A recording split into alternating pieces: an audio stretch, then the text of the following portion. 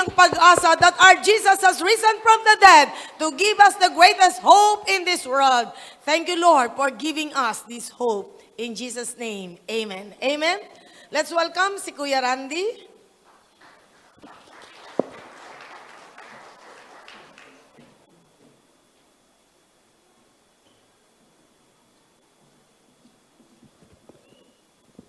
Good morning.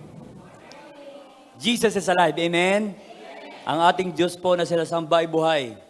At talagang salamat sa Panginoon sapagkat ang Diyos ay hindi niya tayo hinayaan na i-celebrate ang mga ganitong panahon na mayroong kasamang pagluluksa. Amen po ba? Tayo po ay nakalaya sa isang paniniwala na taon-taon, pinagdiriwang natin ang mahal na araw, nagluluksa pa ang tao, bawal magingay, bawal magsaya, bawal magpatugtog ng radyo. Naalala ko ng mga maliit pa kami, bawal maligo, sapagkat patay ang Diyos. At salamat sa Diyos sapagkat iminulat niya ang ating mga mata, ang ating paningin sa katotohanan na ang Diyos ay hindi namamatay taon-taon. Siya ay minsan namatay at muling nabuhay at nabuhay siya magpakailanman. Amen? Ang Diyos na ating naglilingkod ay buhay. Buhay ang ating Diyos at makapangyarihan po siya sa buhay po natin. Let's pray po. God, salamat po Panginoon muli sa umagang ito, O Lord God, na muli kami ay yung iniligtas, O God. Kami Panginoon ay yung itinipon muli sa lugar na ito upang makarinig ng katotohanan na Ikaw ay Diyos na buhay at Ikaw ay Diyos na nanatiling buhay magpakailanman, O God. At sa umagang ito, O God, patuloy Panginoon na samahan niyo po kami, O God, na ipagdiwang Panginoon ang muling pagkabuhay ninyo, aming Diyos. At muli, O God, patuloy, Panginoon, na kayo po ang aming tinataas sa aming kalagitnaan sa pangalan ng aming Panginoong Jesus. Amen. Gaya nga na sinabi ko kanina, ang Diyos po ay hindi na natiling nakabayubay sa cross. Ang libingan ay hindi na natiling nakasara. Ang libingan ay bumukas at siya ay bumangon at talagang ngayon ang ating Diyos ay nakaupo sa langit, sa kanan ng Ama at tayo ay kanyang patuloy na binayayaan ng mga blessing na talagang dapat ay nasa atin. Kaya nga po makita po natin dito mga kapatid, na kahit ganun po ang katotohanan na ito po na talagang ang Diyos ay nabuhay na magmuli. Ang kaaway ay hindi po siya pumapayag na ang tao ay magising sa katotohanan ito. Marami po mga pagkakataon na ang Diyos ay talagang inreveal niya ang kanyang sarili na siya ay buhay. Pero marami pa rin mga tao na nanatili na ang Diyos ay hindi na buhay. May mga taong naniniwala na gano'n. Especially sa mga Hudyo, sa kanyang sariling kababayan, ay maraming mga tao na hindi pa rin naniniwala na siya ay nabuhay sapagkat ang kaaway ay hindi po pumapayag na ang pagkabuhay ng ating Panginoong Hesus ay talagang maihayag sa lahat. Pero ang Diyos po ay hindi po mapipigilan na siya po ay ipakilala at introduce ang kanyang sarili sa sangkatauhan na siya ay tunay na buhay nga. Buksan po natin ang ating mga Biblia dito po muna tayo sa Luke. Tingnan po natin ang aklat ng Luke chapter 24 verses 36 hanggang 52. Tingnan po natin kung ano po ang pagbulay-bulayan po natin kung ang mga tungkol sa pagkabuhay muli natin yung Panginoon. Sabi dito, while they were still talking about this, Jesus himself stood among them and said to them, "Peace be with you." They were startled and frightened, thinking they saw a ghost. He said to them, "Why are you troubled, and why do doubts rise in your minds? Look at my hands and my feet. It is I myself. Touch me and see. A ghost does not have flesh and bones, as you see I have." When he had said this, he showed them his hand and feet. And while they still not believe, they believe it because of joy and amusement, he asked them, "Do you have anything here to eat?" They gave him a piece of broiled fish, and he took it and ate in their presence. He said to them, "This is what I told you while I was with you. Everything must be fulfilled that is written about me in the law of Moses, the prophet, and the Psalms." Then he opened their minds so they could understand the scriptures. He told them, "This is what is written. The Messiah will suffer and rise from the dead in the third day, and repentance for the forgiveness of sins will be preached in His name. So all nations beginning at Jerusalem, you are witness all these things. I am going to send you what my Father has promised, but stay in the city until you have been clothed with power from on high. Purihin po ang kanyang mga salita. Ito po yung event, ang mga, ito po ay, ito na yung araw ng ating Panginoong Hesukristo ay bumangon mula sa mga patay. At alam po natin ng historya na ito po ay nangyari dito sa verse 1 ng 24, nasabi nga dito, on the first day of the week, very early in the morning, itong mga babae, the woman took the spices they had prepared and went to the tomb. Ito po ay talagang, ito na yung mga panahon ang mga, yung tatlong Maria na ito ay bibisita doon sa libingan ng ating Panginoong Jesucristo. At nakita po nila, ang sabi nga dito ay nagkaroon ng, ano ba yon yung, actually sa Matthew, nagkaroon ng, ng earthquake eh. Nagkaroon ng paglindol at nabuksan yung libingan ng ating Panginoon Jesucristo. At nakita po nila na wala na po yung bangkay ng ating Panginoon. Kaya dito po natin makikita mga kwed, ang muling pagkabuhay ng ating Panginoon Jesucristo ay talagang napaka-powerful po nito. Pinapakita po dito ang kapangyarihan po ng cross, ang kapangyarihan po ng kanyang pagkamatay, ito ay nagkaroon ng bisa nung siya ay muling nabuhay. Kaya nga makita po natin ito mga kapatid na talagang ang ating pananampalataya po ay nakabase doon sa kanyang pagkabuhay na magmuli. Sapagkat kung hindi po nabuhay ang ating Panginoong Jesucristo, wala pong saysay ang ating mga pagpapagal. Sabi nga dito actually sa 1 Corinthians chapter 1 verse 12. Sabi dito, but it is preached that Christ has been raised from the dead. How can some of you say that there is no resurrection of the dead? If there is no resurrection of the dead, then not even Christ has been raised. And if Christ has not been raised, our preaching is useless, and so is your faith.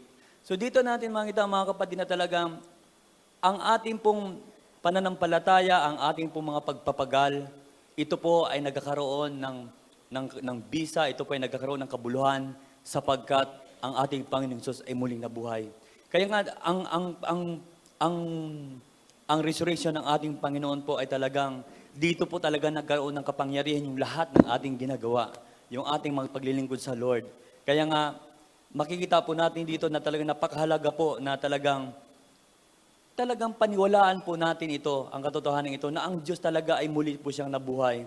At dahil sa kanyang pagkabuhay na ito, ang ating mga ginagawa, ang ating mga paglilingkod, ay magkakaroon po ng kabuluhan. At hindi po ito masasayang, mga kapatid. Kaya nga, pagbalikan po natin dito po tayo mag-consider sa Luke chapter 24, dito sa na to. Kaya ang muling pagkabuhay ng ating Panginoon ay may dala-dala po itong pagpapala sa bawat isa sa atin. Unang-una, sabi nga dito, sa verse 36 hanggang 39, while they were still talking about this, Jesus Himself stood among them and said to them, peace be with you. Sa unang mga salitang ito, ang unang ibinugad ng Lord sa kanila ay peace be with you, kapayapaan. Bakit? Sapagkat ito po yung mga panahon na itong mga tao ito yung mga disciple ng ating Panginoon, yung mga tao na talagang kasama niya nung siya ay nabubuhay pa sa ministry. At ang mga taong ito ay talagang siya yung kanilang pag-asa ay ating Panginoong Jesucristo. At ito ay siyempre, nung namatay ang ating Panginoon, talagang nalungkot po sila. Talagang sila po ay parang nawalan ng pag-asa. Parang nawalan yung kanilang kapayapaan sapagkat ang tao na kanilang inaasahan na magliligtas sa kanila, magtatanggol sa kanila, ay nawala. Nasaksihan po nila kung gaano kapangyarihan ang Diyos sa buhay po nila. Kung paano nagpagaling ang Diyos, kung paano gumawa ng himala sa buhay po nila. Kaya masyado po silang yung trust nila, siyempre, talagang naibigay po nila sa amin. Pero makikita po natin na yung kanilang pagtiwala sa Panginoon si Kristo, parang pagtitiwala lang bilang isang tao. Yun ang tingin nila sa Panginoon. Kaya sabi nga dito, sa mga susunod, pag tinignan natin itong sa 24 verse 12, sa mga susunod na talata, sabi dito sa 13 muna, 24:13. Itong sa road of Emmaus, Ito yung mga taong ito na kinakausap ng Panginoon sa panahon na ito. Now that the same day, two of them were going to a village called Emmaus, about 7 miles from Jerusalem. They were talking with each other about everything that had happened.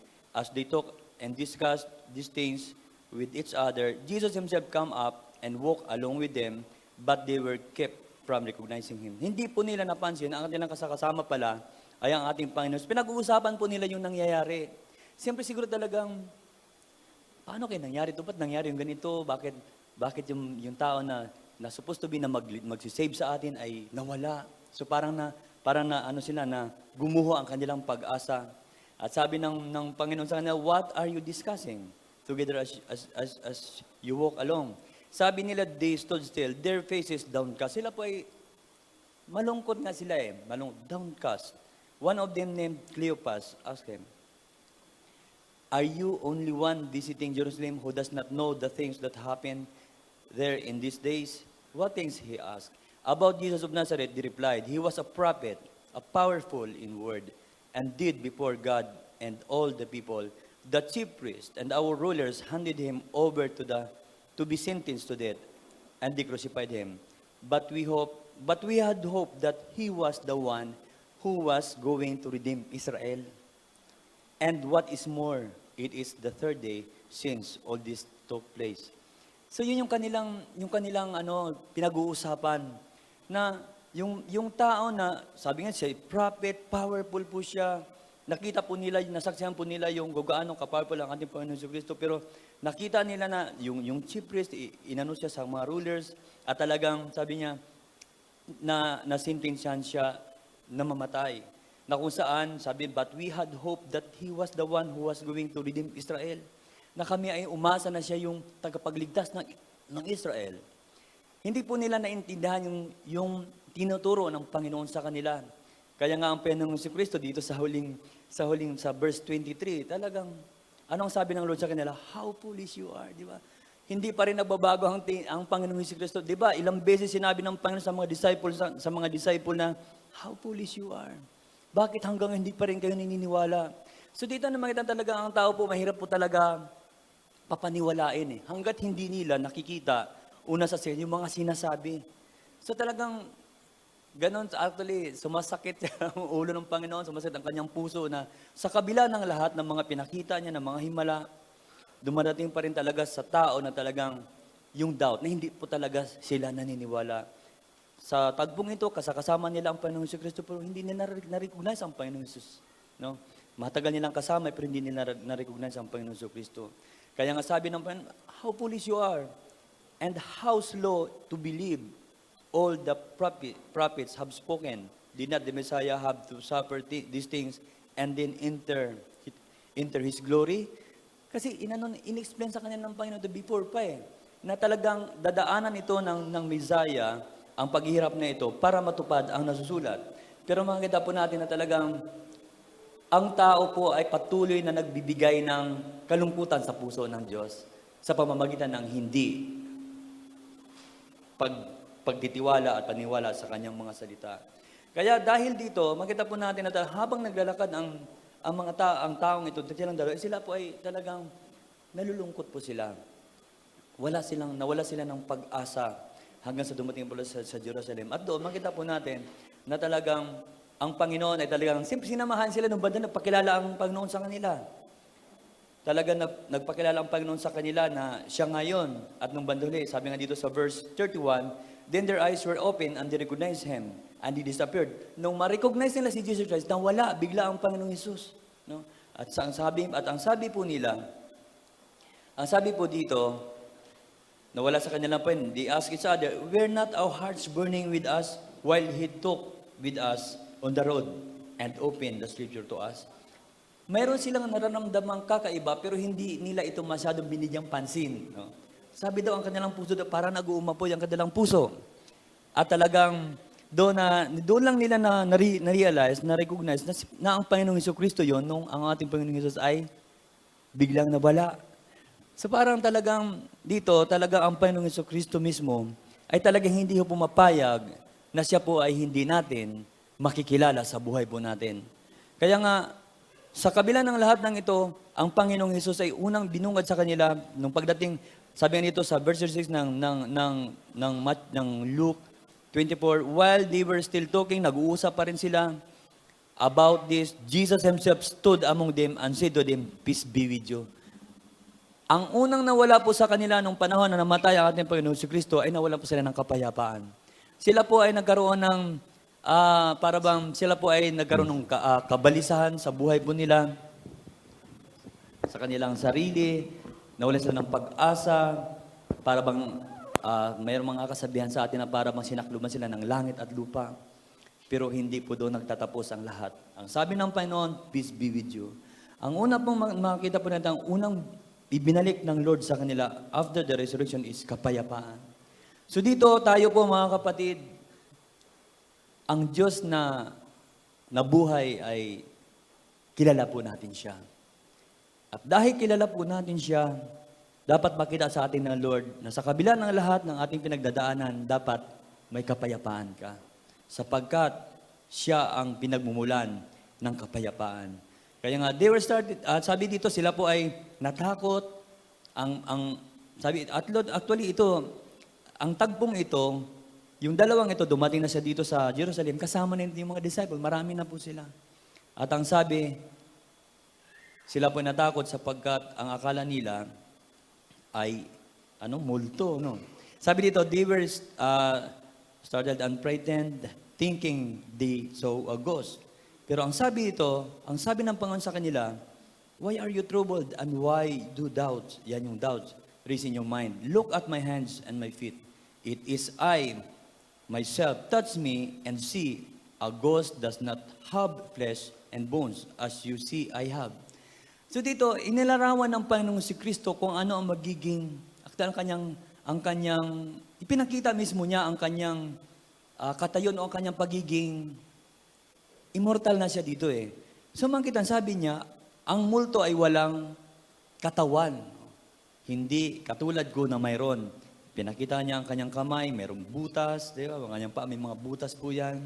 At pinakita niya para lang talaga makumbinsi ang tao, ang mga taong ito, na siya ito. At dapat kayo po ay dahil ako ito, dapat kayo ay kumalma. Di ba? Para kumalma, sapagkat ang tao po ay talagang sila nung mga panahon ay yun ang nawala sa kanila. Nagkaroon po sila ng takot. Siyempre, iniisip nila wala na yung kanilang tagapagligtas. Sapagkat alam nila na ang Diyos, ang Panginoong Jesucristo, nung kasama nila, nakita na kung paano sila niligtas ng ilang beses, niligtas sila sa gutom. Dahil ang Panginoon, nag-multiply yung tinapay, pinakain sila ng marami, pinakain ng isda, niligtas sila sa bagyo, sa bangka. Di ba? Maraming mga pagkan at dahil dito talaga namang ang kanilang pag-trust sa Lord ay ganun-ganun lang. Pero hindi po buo ang kanilang pagtiwala sa Diyos. Sapagkat tinignan nila ito, akala nila parang tao lang siya na siguro tao na talagang may magic. Hindi kaya ganun ang kanilang pagtingin, ano? Pero siyempre, yung iba, tulad ni Peter, naniwala siya ang ating Panginoon sa Misaya. Ikaw ay isang Misaya, sabi ni Peter. Pero sa tagping ito, lumalabas na parang ganun ang kanilang pagtingin. Dahil nawala na siya, so wala na rin. Hindi nila inisip na ang pagkawala ng ating Panginoon Jesucristo, bagamat tinuro sa kanila ito ng Lord, ang tingin nila dito ay patuloy na talagang, ibig sabihin na talagang ito ay mawala na talaga siya, na hindi nila naintindihan ito, ay temporary lamang. Hindi nila. Sapagkat kung tayo lang, kung sila ay nagtitiwala sa Diyos, naniniwala sa katuruan ng ating Panginoon Jesucristo, hindi po sila mabagabag sa tagpong ito. Hantayin na nila yung 3 araw eh. Yun lang naman ang inano ng Lord sa kanila. 3 araw lang. Pero hindi po yun nangyari sa kanila na sila po ay magtiwala. Pero sa tagpong ito, pinakita ng Lord sa kanila na totoo ang kanyang sinasabi at dapat magbago ang kanilang pananaw sa tagpong ito sapagkat ang muling pagkabuhay ng ating Panginoon Jesus, ito po ay napaka-powerful event sa buhay po nila at maging sa buhay po natin.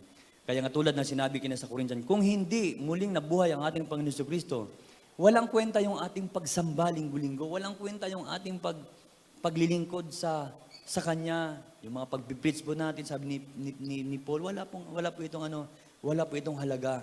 Kaya lang ito nagkaroon ng halaga sapagkat ang ating Panginoon Jesucristo na pinipreach niya ay muling nabuhay. Kaya nga may sinabi pa nga siya dito eh. Sabi pa dito, sa verse 15, more than that, sa 1 Corinthians chapter 15, verse 15. More than that, we are then found to be false witness about God, for we have testified about God that He raised Christ from the dead. So dito, sabi niya, magiging parang sinungaling po kung hindi totoong nabuhay ang ating Panginoon si Kristo. For if the dead are not raised, then Christ has not been raised either. And if Christ has not been raised, your faith is futile. You are still in your sin. Then those also who have fallen asleep in Christ are lost. If only for this life we have hope in Christ, we are of all people most to be pitied. No? So dito, pinasinasabi ni Apostol Pablo na kung ang ating pag-asa ay dito lang sa lupang ito, sabi ni Apostol, yung ating pag-asa ay talagang walang kwenta at tayo yung mga tao na parang kaawa-awa po tayo yung tao na talagang nangailangan ng habag. Kaya nga po, bagamat si Pablo, sabi nga niya, may sinasabi na siya yung pinakalist among the apostles sapagkat hindi po siya nakakasama nung panahon na ang ating Panginoon si Kristo ay nabubuhay. Pero sabi niya, ako ay gumawa ng mas higit kaysa sa kanila. Ako ay nalingkod sa ating Panginoon si Kristo ng higit kaysa sa kanila, sabi ni Apostol Pablo. Sapagkat hindi lang sa kanila nagpakita ang Panginoong si Kristo, sapagkat sa road of Damascus, nagpakita ang Panginoong si Kristo kay Paul. At doon talagang na-convince si Apostol Pablo na ang tunay nga si Kristo ay totoo at tunay nga na si Kristo na kanyang pinipersecute ay talagang totoo sapagkat isa rin siya sa hindi naniniwala sa ating Panginoong si Kristo eh. Pero nung si Apostol Pablo ay encounter niya ang God sa road of Damascus, napatunayan ni Apostol Pablo sa kabila ng kanyang talagang intensyon na sirain ang mga nanampalataya, siya po ay na-convert sa Christian at napakatindi po ng naging paglilingkod ni Apostol Pablo sa ating Panginoon si Kristo. Kaya nga dito na makita mga kapatid na ang daladala ng muling pagkabuhay ng Lord, ni-restore niya ang kapayapaan sa puso ng tao. Kaya dapat po natin na isipan na talagang tayo po ay talagang i-restore ang kanilang paniniwala, pananampalataya na talagang ang Diyos po ay talagang dapat nating sambahin sapagkat ang Diyos po ay tunay na nabuhay po siya. At talagang makita po natin na, alam niyo, nakita niyo yung actually sa ano yun eh, sa Matthew 28 yata yun. Iba kasi ang pagka-describe dito sa Matthew 28 at dito sa Luke chapter 24. Sa Matthew 28 kasi nung nag-resurrect ang ating Panginoon si Kristo, dito talaga, sabi dito sa verse 2, there was a violent earthquake. Nagkaroon ng earthquake eh. So dito, makita po natin yung powerful talaga yung ng ating Panginoon. Nagkaroon ng earthquake. Hindi po, sabi nga nila, di ba yung mga patay doon inilagay, ang Panginoong Jesus inilagay po siya sa cave. Ito ay isang kuweba. At ito ay sabi nga, sinilyan po ito ng malaking bato. Hindi ko lang alam kung ilang tao ang nag-rule nito para matakpan yung kuweba na yon. Pero sa isang iglap, nung siya, sa ikatlong araw, ito po ay kusang nag-rule. No, siya po ay talagang nalis, sabi nagkaroon ng earthquake. Dito sa verse 2 ng Matthew chapter 28. And the Lord come down from heaven and going to the tomb, rolled back the stone and sat on it.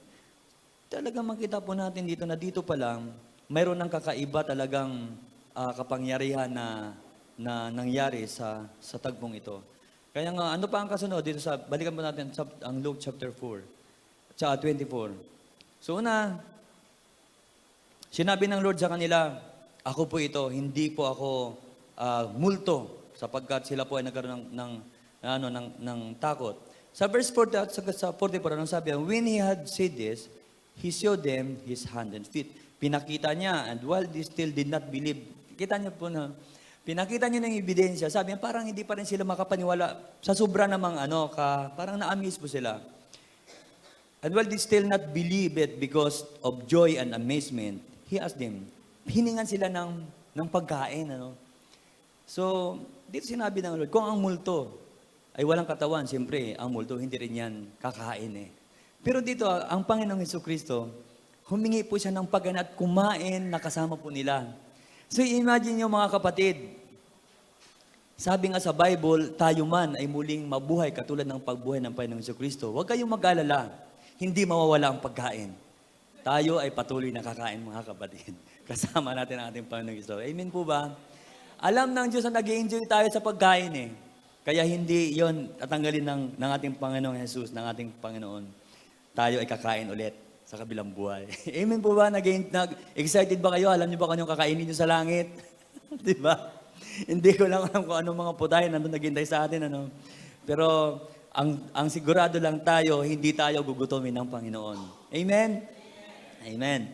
So sabi daw, kumain po siya, they gave them a piece of broiled fish and he took it and ate it in their presence. So kumain, nagkaroon ng kainan. So dito, ano ang bibigyan ng Lord? Yung kagalakan, yung fellowship po nila. Alam niyo, sa fellowship with God, there is always joy. May talagang kagalakan po sa pag-fellowship sa Lord. So dito, nagkaroon ulit ng kagalakan, na ibalik ang kagalakan sa kanila. Sabi dito, he said to them, "This is what I told you while I was still with you. Everything must be fulfilled that it is written about me in the law of Moses, the prophet, and the psalmist." Sinabi dito na pinalalit na sa aklat ng mga propeta, sinabi na dapat ito ay matupad sa aklat ng mga awit. Then he opened their minds so they could understand the scripture. He told them, "This is what it is written, the Messiah will suffer and rise from the dead on the third day." So dito, makita po natin na talagang ang kapangyarihan po ng pagkabuhay ng Panginoon sa talagang, sabi nga, muling, hindi ko alam kung papaanong, sabi, binuksan ulit ang kanilang mind. Ibig sabihin, nagsarado po ang kanilang isipan. Sabi, then He opened their minds so they could understand the scripture. Ibig sabihin, mga kapatid, kahit pala tambak na tambak ang babasahin mong scripture hanggat hindi binubuksan ng Lord ang mind natin, hindi natin sinusuko ang ating mind sa God, hindi natin maintindihan yung truth. Hindi natin mararanas. Kaya pala, actually na-realize ko, kahit pala marami kang alam ng mga verses, marami kang memorize na verses, pero hindi ka pa rin malaya, kasi hindi pa rin talaga inopen ng God yung mind natin. Wala ka pa rin freedom. Kaya hindi natin naranasan yung freedom sapagkat hindi pa talaga nabubuksan yung ating mind, sapagkat hindi pa talaga nakasuko ang ating puso, ang ating isipan sa Diyos. At ito po yung nangyari dito, mga kapatid. No? Noong sila po ay naniwala na ito na nga ang ating Panginoon Kristo sapagkat nagpakilala ng Panginoon sa kanila, binuksan ng Lord ang kanilang isipan at doon nila naintindihan. At dito makita po natin, nakalaya po sila sa espiritu ng pagdududa. Nawala ang kanilang duda. Kaya nga napakahalaga po sa atin, mga kapatid, na hindi ang ating pananampalataya ay hindi nasusukat sa alam natin sa mga salita, kundi ito ay nasusukat kung ilang porsyento na yung ating naisuko sa ating Panginoon, sa Diyos. So talagang kailangan i-evaluate po natin, bakit kaya ito nangyayari? Bakit basa na basa ka ng ba't parang hindi naman ako nagbabago? Ba't punong-puno pa rin ako ng pagdududa, punong-puno pa rin ng takot? Hindi mo masyadong mahapang-hawakan yung mga promise ng God? Kasi dito natin, mga kapatid, makikita na tayo ay mayroon pa rin tayong, tawag dito, yung self pa rin natin yung nangingibabaw at hindi yung ating pagtitiwala sa Diyos. So, pangalawa pong ipinagkaloob sa kanila ng Lord Buli ay yung kanilang kagalakan. Sapagkat ito po ang nawala sa kanila noong ang ating Panginoong Hesus ay talagang naipako sa krus, nawala ang kanilang joy. At ang nangyari nga, di ba, pag tinignan po natin yung istorya nung nawala ang demons, ang nangyari sa 12 disciples, nagkahiwa-hiwalay po sila. Balik sila sa pangingisda, balik sila sa dating buhay. Kaya ganun po ang mangyayari sa ating pagtayo po ay talagang, pag inalis po natin pala ang ating tiwala sa Diyos, isang bagay lang ating pupuntahan, babalik po tayo sa dati. Ganun po ang mangyayari sa atin. Kung ano po tayo dati, kung ano pong ating tinalikuran na nung tayo ay kumilala sa Lord, at kung tayo po ay bumitaw sa Kanya, babalik po tayo sa dati. At mas worse pa ang mangyayari sa atin. Yun ang sinasabi ng Biblia. Kaya nga po napakahalaga po sa atin, tayo po na mga kumilala na sa Panginoon, dapat maging matatag po tayo. Kaya nga sabi nga dito talagang, kailangan talaga na talagang ipinakita ng Panginoon sa kanila na talagang, alam niyo, ang Lord, kailangan pa talaga magpakita ng ano, no, ng mga sign. Di ba, isa sa mga, si Doubting Thomas, tama ba? Naalala ba si Doubting Thomas? Siya talaga yung naghamon sa Lord. Eh. Kung hindi ko maipasok yung daliri ko sa butas ng yung tagiliran, sa butas ng kami, hindi ako maniniwala. Pero sabi ng Lord sa kanila, mapalad ang taong naniniwala kahit hindi niya nakikita. Di ba? Yun po ang naging sinabi ng Lord sa kanila. Kaya tayo po ay, masabi po natin na tayo po ay mapalad sapagkat minsan ay hindi natin nakita ng pisikal ang ating Panginoon si Kristo, pero naniwala po tayo sa Kanya. No? Naniwala po tayo sa Kanya na siya po ang ating tagapagligtas. Naniwala po tayo na siya po ay muling nabuhay. Namatay siya at muling nabuhay at hanggang ngayon, patuloy po siya nabubuhay. Amen? Kaya nga po, tayo po ay may karapatang magdiwang. Tayo po ay may karapatang magsaya. Kaya nga po, na-enjoy po natin ang mahal na araw. Tama po ba? Dati hindi po natin ma-enjoy yung mahal na araw eh. Saan ba tayo galing? Sa camp. Di ba? Sa camp po tayo nanggagaling, di ba? Sa camp po ay napakasaya. Amen po? Nag-enjoy po ba kayo sa camp? Kaya, kung hindi po tayo naging mananampalataya, hindi po natin ma-enjoy yung mga ganung bagay. Tayo ay magmumukmuk siguro. No? Pero ngayon, iba na po ngayon. Kahit hindi mananampalataya, nag-i-enjoy na rin sila, pero sa maling paraan. Alam niyo po yon. Noong araw, buti pa nga noong araw, kahit papaano, mayroong dahilan kung bakit, mayroong kasing sinasabi, di ba, ang matatanda, huwag kayong maganda kasi patay ang God. Kahit papaano, meron silang puso sa Diyos eh. Pagrespeto, parang gano'n ang kanilang paniniwala. Pero ngayon, ang tao, kahit binesado, naglalasing eh. Parang wala na ng respeto sa Diyos eh. No, di ba? Parang pares lang, pero pagkaiba yung kanilang, magkaiba yung kanilang level ng kanilang pag-celebrate ng mga na araw. Parang hindi naman sila naniniwala na patay ang Diyos taon-taon. Pero hindi naman sila talaga naniniwala na ang Diyos ay dapat sambahin mo siya kahit sa anong oras o kahit saan. Kaya yung mga unbeliever, makita po natin kung paano nila isineselebrate ito, kahit sa masaya man, pero hindi pa rin sa tamang paraan. Pero tayo alam po natin kung paano po natin isiselebrate ang resurrection ng ating Diyos. Ito po ay talagang nabibigay sa atin ng kagalakan sapagkat yun po ang karapat-dapat na talagang pagdiriwang sapagkat ang ating Diyos ay muling nabuhay. At dahil ang Diyos ay muling nabuhay, tayo man, sabi ng Bible, ay muling mabubuhay. Amen? Yan po ang pinakamaganda pong panghahawakan mo natin at talagang katotohanan na talagang pag-asa po natin yan na hindi po tayo matatakot sa hinarap. Sabi nga, may kantang, because He lives, I can face tomorrow. At yung tomorrow na yon, bukas na yon. Nakahanda na ba kayo? Bukas na kaya yon. Kaya nga dapat, lagi tayong handa. Dahil sabi, tomorrow. Ay, bukas na yon.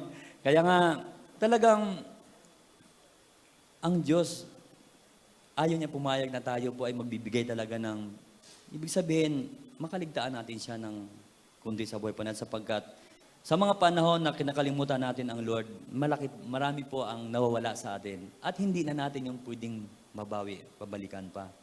Pero mabuti na lang sapagkat ang Diyos ay katulad ng, di ba, yung prodigal son, no? Kahit na nawala man siya ng ilang panahon at marami pong nawala sa kanya. At marami pong mga bagay na nangyari sa kanya na hindi, kaayayan na hindi dapat nangyari sa kanya. Pero nung bumalik siya sa Lord, tinanggap pa rin siya ng Diyos. Kaya nga wag na nating subukan na maranasan po natin ang buhay ng prodigal son. Baka merong iba gusto subukan muna.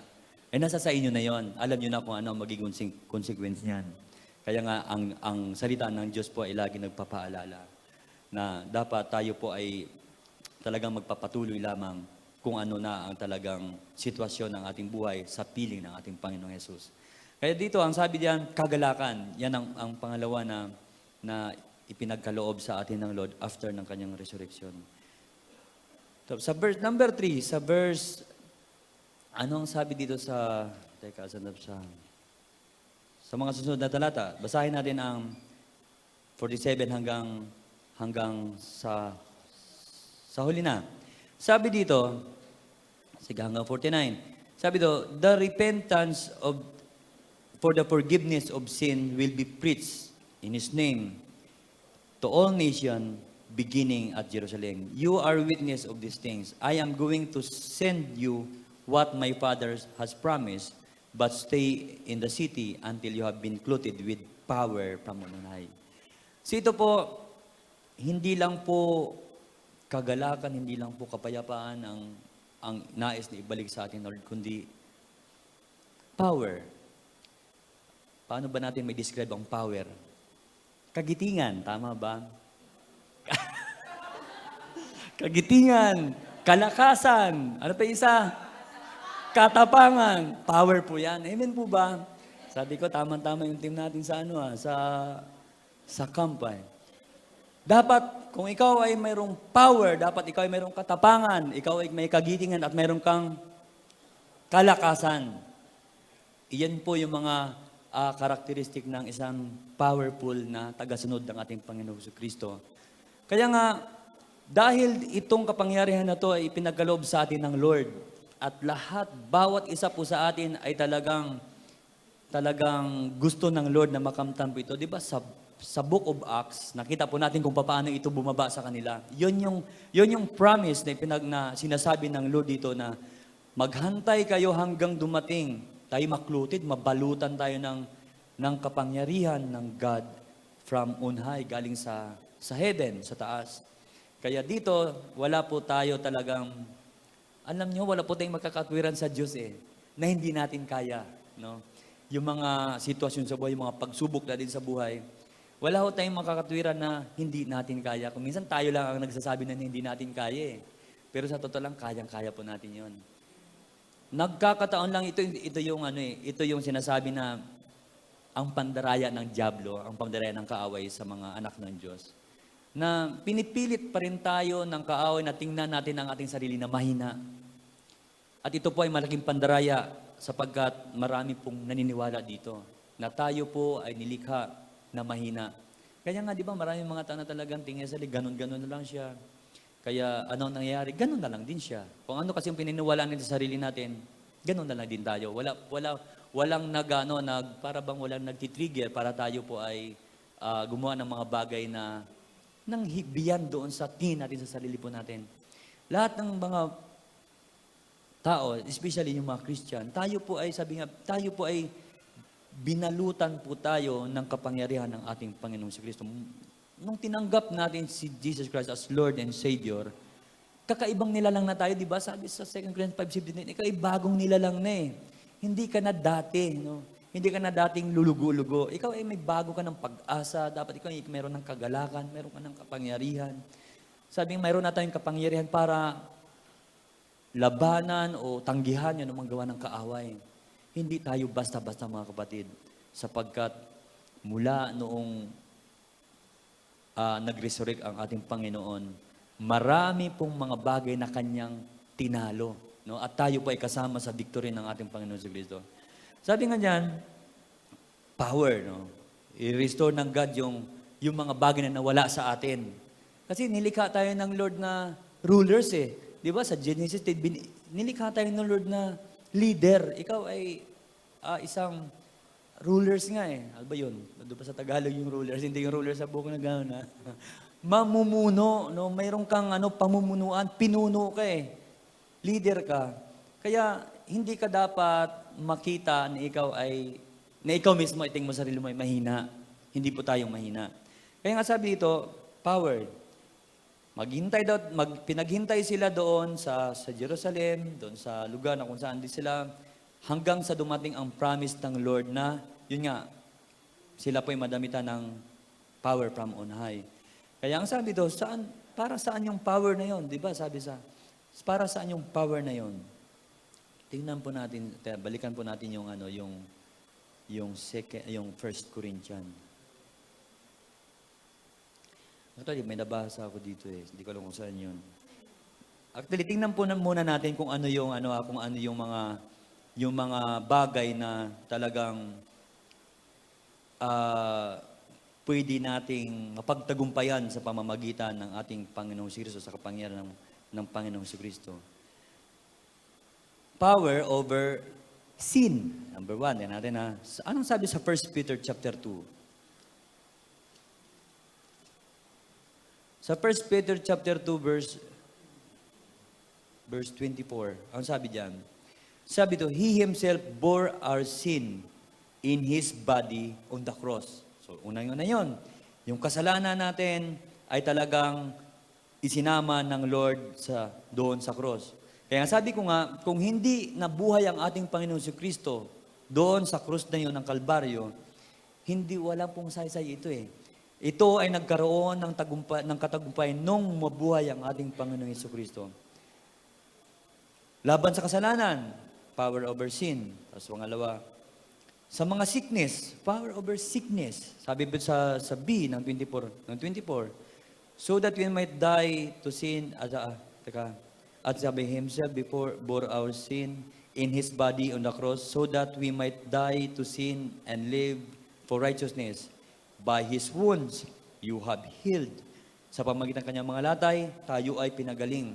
Alam niyo, yung ginawa po natin na gesture nung camp, napaka-powerful po na gesture yon, naramdaman po natin yon. Na talaga hong may conviction po tayo eh, no? Andun yung conviction natin na dahil doon talagang winasak po natin lahat ng sumpa na ginawa ng kaaway sa buhay po natin. At naramdaman natin parang may na-release, di ba? Yung para bang, ang sarap sumigaw pagkatapos, di ba? Amen po ba? Naramdaman yun ba yun? Na para bang malayang-malaya kang sumigaw na talaga namang, siyempre yung mga taong nakalaya, di ba? Sumisigaw yun eh. Yay! Ganyan. I'm free. Tama po ba? Nakalaya ka at yun ang pakiramdam ng taong nakalaya. Nakalaya po sa kasalanan, sabi sa sickness, kaya po natin papagtagumpayan ng mga sickness yan.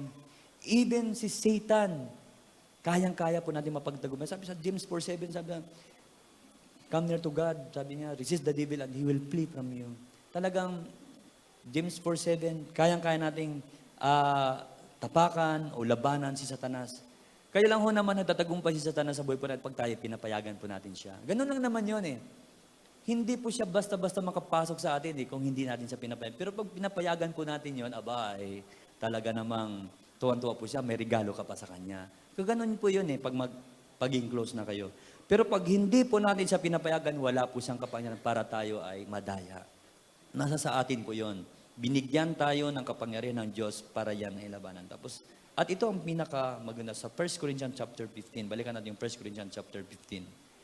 Verse 55. Ano ang sabi niyan sa verse 55? Sige, basahin natin muna. Sa 54, umpisahan natin yung 54. When the perishable has been clothed with the imperishable, and the mortal with immortality, then the saying that is written will come true. Death has been swallowed up in victory. Yan ang sabi to sa verse 55, where, O death, is your victory? Where, O death, is your sting? Yung power na ipinagkakaloob ng God sa atin, kahit sa kamatayan, over death, talaga napagtagumpayan pa yan. Sapagkat ito po ay napagtagumpayan ng ating Panginoon Kristo. So, tayo din naman, mga kapatid na niniwala sa Kanya, mapagtatagumpayan natin ang kamatayan. Hindi ibig sabihin, hindi tayo namamatay. Ibig sabihin, pag tayo po ay mamatay, muli po tayong mabubuhay sapagkat napagtagumpayan na ng ating Panginoon Kristo ang kamatayan. Kaya nga, sinabi ni Paul, asaan ang iyong tagumpay, asan ang iyong angas? Wala na, sapagkat ito po, nung nabuhay ang ating Panginoon Kristo, ito po ay Kanya nang tinalo, pati kamatayan. At yung pagtatagumpay nito ng Panginoon laban sa kamatayan, kasama po tayo dito mga kapatid. So di ba talaga makita po natin, ito po yung kapangyarihan, yung power of the resurrection of our Lord Jesus Christ. Napaka-powerful po nito. At tayo ay nagbi-benefits nito. Di ba napakaganda po nito napaka halaga po nito sa atin mga kapatid. Kaya nga dito po natin makikita na talagang ito po ang daladala ng ating Panginoong Hesukristo sa atin. Kaya nga dahil ang ating Diyos ay buhay, uulitin po natin, mayroon po tayong kinabukasan. Sabi, we can face tomorrow. May future po yan ang pinag-uusapan po natin. At dahil buhay ang ating Panginoon Kristo, tayo man ay mabubuhay na kasama ng ating Panginoon. Amen? Amen. So let's pray po. Pasensya na po kayong maiksi lang po ang mensahe sapagkat naalala ko nga, di ba, nag-fellowship kami mga kalalakihan. Sabi, para makabawi kami sa aming mga misis, kami ang naglaba. Pagdating kahapon, naglaba. Para makadagdag. Gusto kong habulin yung points ni Kuya Ronnie, 4.5 eh. Eh, ang tanong kasi, nakalimutan, paano kaya kung ang mga misis namin ang mag-rate sa amin, ano kaya ang rate namin sa kanila? Kaya makabawi, naglaba para makabawi. Amen. So let's pray. God, thank you po Lord sa pangkapangyarang salitang ito, O Diyos. Napakabuti po ninyo, Panginoon, at talagang salamat po sa katotohanan, O God, na sa pamamagitan po ng inyong resurrection, Lord, talagang mayroon po kami talagang katagumpayan sa buhay ni ito. Tama na ang pandarayan ng kaaway. Tama na ang mga kasinungalingan ng kaaway sa buhay po namin. Sapagkat ang katotohanan ay alam na po namin na ikaw, O Diyos, ay mapagtagumpay na Diyos at ikaw ang Diyos na sumasa amin. At dahil dyan, kami man ay mapagtagumpay ng mga mananampalataya, O God. Kaya Lord, salamat po sa katotohanan ito, O Diyos. Tunay nga po na makapangyarihan ang inyong muling pagkabuhay, O God. Kaya nga po, pangahawakan po namin ito, aming Diyos, na ikaw ay Diyos na buhay, ikaw ay Diyos na talagang makapangyarihan sa lahat. At hanggang ngayon, Panginoon, ikaw ang Diyos na hindi nagbabago noon, ngayon at magpakailan pa man. Ikaw ang Diyos na lumikha sa amin at nagmamahal sa amin, O Lord God. Kaya nga po, Lord, muli, Panginoon, talagang salamat. Wala po kayong ibang talagang maibigay sa inyo, Lord, kundi salamat, Lord. Thank you, Lord God. Hindi, kulang po ang mga salita, Panginoon, para maibigay po namin sa iyong pinakamataas na papuri, O God. Pero sa abot po, Panginoon, ng aming makakaya, sa abot po namin pangunawa, ipinagkakatiwala at pinagkakalo po namin sa iyong pinakamataas na papurit pagsamba, aming Panginoon, sapagkat karapat dapat po, Panginoon, kayo tumanggap nito, Panginoon, mula sa inyong mga anak, O God. Mula sa inyong mga niligtas, Panginoon. Kaya Lord, salamat po sa kalayaan, O God. Salamat po sa buhay na walang hanggan, Panginoon. Salamat po, O Diyos, sa mga biyaya na patuloy mo pinagkakaloob sa amin. At salamat po sa patuloy na pagpapahayag niyo po, Panginoon, sa amin, O Lord God. Kaya po, Panginoon, muli, salamat, Panginoon, O God. At muli sa araw na ito, O God, sa tanghaling ito, Lord, patuloy na pinagkakatiwala po namin sa inyo ang aming buhay, Panginoon. Ipinagkakatiwala po namin sa inyo ang aming church, O God. Ipinagkakatiwala po namin sa inyo ang lahat-lahat, Panginoon, sapagkat pag sa inyo po kami nagtiwala, Lord God, mayroon po kaming tagumpay, Panginoon, O Lord. Lord, thank you po muli sa inyo mga kami panagkatiwala lahat, Panginoon, at talaga pong hindi po maubos, kulang ang oras para pasalamatan ka, Lord. Kaya po, God, muli, thank you, Lord God. Sa iyong mga kamay, Panginoon, pinatawad po namin ang aming buhay, ang lahat-lahat, Panginoon, sa amin. In Jesus' name, in Jesus' name. Amen, amen, amen.